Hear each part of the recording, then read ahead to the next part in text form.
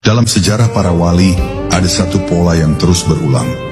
Sebelum mereka diberi limpahan ilmu laduni, mereka terlebih dahulu dijatuhkan dari segala kehebatan duniawinya.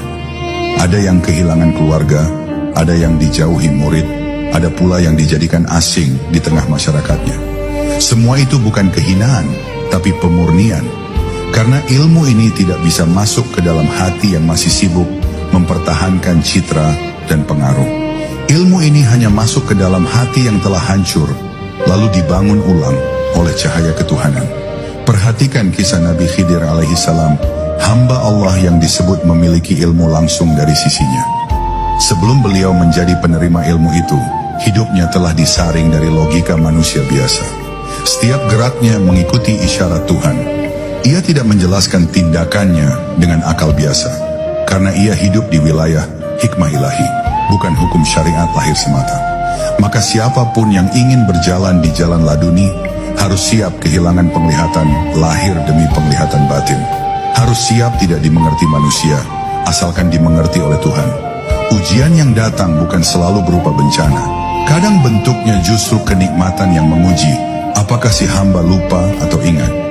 Kadang bentuknya ketenaran untuk melihat apakah ia masih tawadhu' atau malah merasa istimewa. Karena ilmu laduni bukan hanya ilmu, tapi amanah. Dan amanah ini berat, tidak bisa dititipkan kepada orang yang masih mencari pujian dari makhluk. Sebab siapapun yang membawa ilmu dari sisi Tuhan, ia akan diuji dengan godaan untuk menggunakan ilmu itu demi dirinya sendiri. Dalam diam para sufi menangis, bukan karena hidupnya sempit, tapi karena ujian batin mereka tak bisa dijelaskan dengan kata. Ada rasa lapar yang tidak bisa dihilangkan oleh makanan, rasa haus yang tidak bisa disiram oleh air. Itu karena ruh mereka sedang menanti turunnya hikmah. Dalam kekosongan itulah Allah menurunkan ilmu laduni, bukan sebagai jawaban langsung, tapi sebagai kebeningan hati yang tiba-tiba mengerti makna dari setiap luka dan tawa yang pernah dilewati.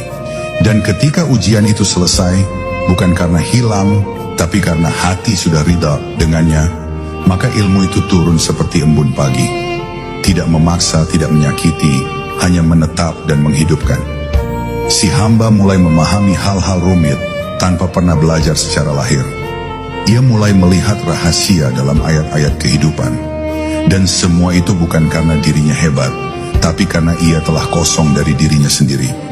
Dan dalam kekosongan itu, Allah menanamkan laduni, sebuah ilmu dari langit yang tak bisa dijual, tak bisa diwariskan, hanya bisa dititipkan olehnya kepada hati yang telah berserah.